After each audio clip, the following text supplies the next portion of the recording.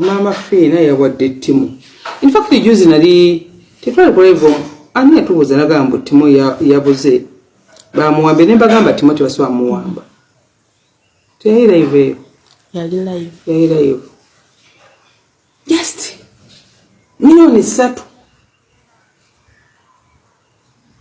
Milioni 3 nze kati bazire so wano za kwesa waka milioni 3. No milioni. Neso akumana zo wadde nnaku eziwere nnya. Ni just obukadomu. Busatu omwana bwagenda nayingira supermarket nabusasanya bonna ne bugwawo. Awo tugule suuti sime bagiyitaani kavana. Bagiyita obaani eddeirawo. Isima buji yantu siro kuntwalayo. Ogule suuti emu ya bukadde busatu mu emitwalo. Dira mu 13 Tegeza esuuti yoyo omuvubuka. Emu nejja sina mwaka tipu nga bwe ngenda mu hotel bangeze ku Serena oba ngeze ku airport nabe airport abenyini abali mu struggle ezo mulimu abalungi bimpa tipu oba ndi olane mu nyonyi mulimu akantu ke bateekamu ko omuntu akantu Dubai abana be Dubai mumanyi oteekamu n'owo omuntu nga webali just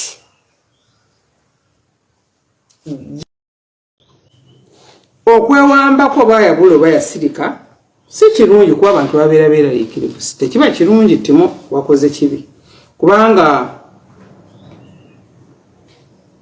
naffe benyini oba otwelarikiriza kale n'omwana bana bawidde nti mwana nenze namanya nti timayinza okuba teyakoze ekikubanga omuntu okuva eno mwenna mumanyi Dubai basebwe ne banyo tubeerenga abantu abakulu tuve kuba naboogera nga bali kyanna mukaaga ne obuufa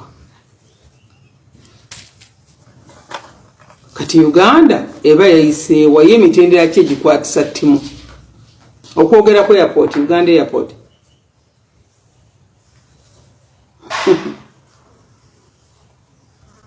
ate era nga tewali wa gavumenti yamuwadde ssente ne obutasima bw'abantu tusiimaako omuntu kaba akukoleddeko akatono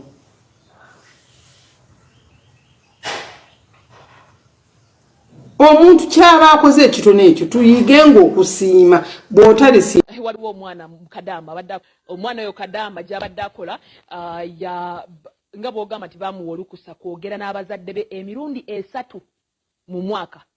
Kitegeeza osobola okwogera naye ng'omwaka gutandika mu January n'oddamu okugera naye wakati w'omwaka oba nga guggwako emirundi 3 gye gyali gyamuweebwa mu mwaka mulamba okwogera n'abazadde be okwogera n'abaana be okwogera n'abantu be Filipino. Kaakati munnange Maama agenda okulaba nga awezezza hafu y'omwaka tawuliza mwana we agenda olaba atwaliriza ebbanga omwana tamuwuliza talina wamujja nanonya watandikira nga talabawo. Maama atandika okunoonyereza gamba omwana we tamulaba bagenda okutuuka okunoonyereza obulungi ennyo aba Filipino okukontaktinga bannaffe aba UAE bagenda okukizuula nga omwana amiisinga omwana gwe twogerako wa 36 bamuyita Ranara erinnya lyentegeddeko Jubireewo oba erinnya Jubireewo Ranara omuwala yoyo naye nga alina emyaka 36 era omuwala oyo we twogerera abadde alina abaana be 3 oba 4 I'm not certain of the number but eryawo omwana oyo oba omuwala oyo gw'olabaawo ekyabaawo yagala n'afuna olubuto mu maka ago bw'afuna olubuto olwo ndoza bayine balabanga alina kugibwawo either maama oba omwana w'emyaka 17 gwe bakutenga suspect mu makaga g'Abawarabu omuvubuka gwe bakutte emyaka 17 ne bagamba nti atebeezewo okubanga yajjawo omwana oyo mwaka mulamba ng'omuwala yakwatibwa n'ateekebwa mu kifiriji ekyasangiddwa eyo mu desert emu gye bayita Kuwait desert eyo gye bamusanze poliisi yakoze okunoonyereza negwa ku muwala oyo n'emusanga eyo nga bamuteeka mu kifiriza eyo ne bakakasa nti omwana yoyo wabula nga yatemebwako omutwe wakati ne baddira omutwe ne baguteeka ebbali ne baddira n'ekiwuduwudu ekyawansi ne bakiteeka ebbali oba ontegeera omwaka mulamba oguyiseewo okuva ekikolwa ekyo we bagamba nti kyakolebwa ne bakizudde mu wiiki eno gye tukomekereza era we twogerera ng'omwana bagenze ne bamukwata omuwarabu oyo ne bamusiba ne bagamba nti bagenda muteeka kalabba. So abaana bangi tulabyeko bakadamaano bannayuganda bavudde ne bagamba nti singa gavumenti yaffe Uganda naye vayo ne bakukyekola bwekyo singa bwalabyeko nga baleeta obugombe mu UAE okujja okukwata omwana ow'obulenzi omwarabu yadde atuusiza ku Mufiripino obuzibu.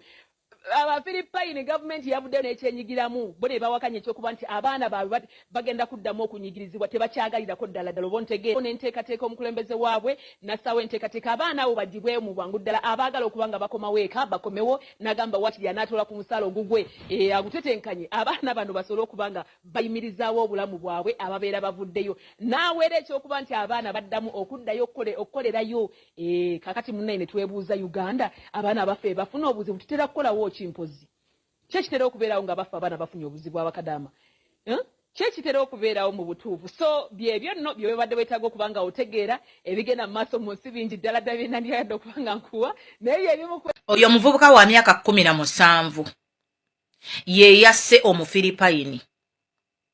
Kigambibwa nti omuvubuka ono yarepinga Omufiripayini n'amufunisa olubuto. Bwe yategeera nti ali lubuto n'asalawo amutte. Bwe yamutta n'amuteeka mu fridge.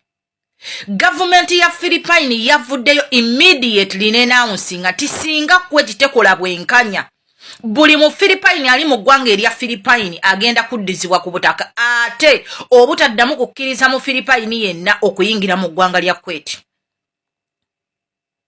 Parliament ya Philippine yavuddeyo immediately n'etuulizaawo olukiiko. Omuvubuka ono yasaliddwa gwa kalabba kubanga yasse mu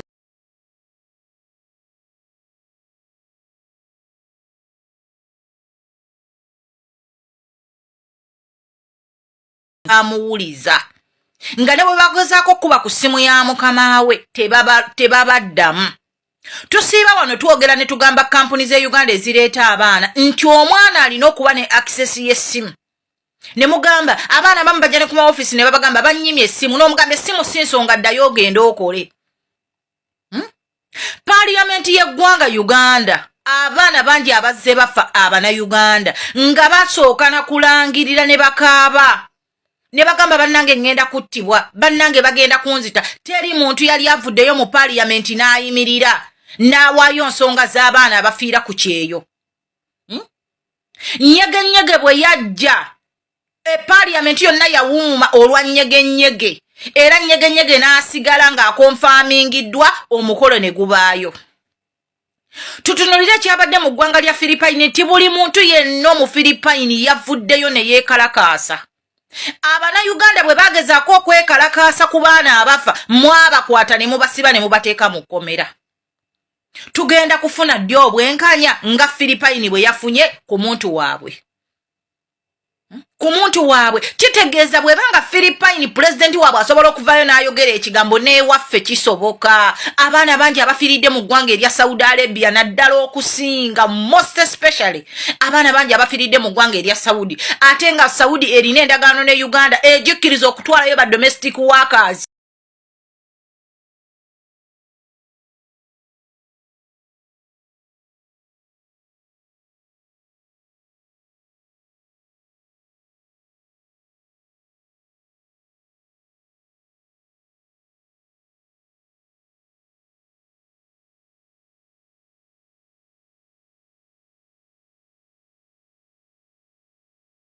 Big Rich Junior School somererizo kunazaako omuzadde nnako lisangibwa mu ttawuni y'Ensanje litwala abayizi okuva ku nnasale okutuuka ku kibiina eky'omusanvu abawala n'abalenzi abava waka n'abasula ku ssomero mu byenjigiriza tuli wala mu secular ne theology kati abayizi baakubangula mu poetry, bakery, tailoring, decoration nga n'ebyemizannyo tubissaako nnyo essira okutumbula ebitono by'abato litudde mu kifo ekigazi ddala era ekitegekeddwa obulungi entambula ebisaawe swimming pool na buli kalondo yenna abaana gwe beetaaga ali ku ssomero. Omuzadde leeta omwana kubanga abasomesa beebo abagwanidde okubangula omwana w'eggwanga. Okuwandiisa abayizi kugenda mu maaso ku ssomero. Omwana bw'asasula school fees ebisigadde byonna byerabire tewaliwo kyogenda kuddamu kuleeta byonna obisanga ku ssomero.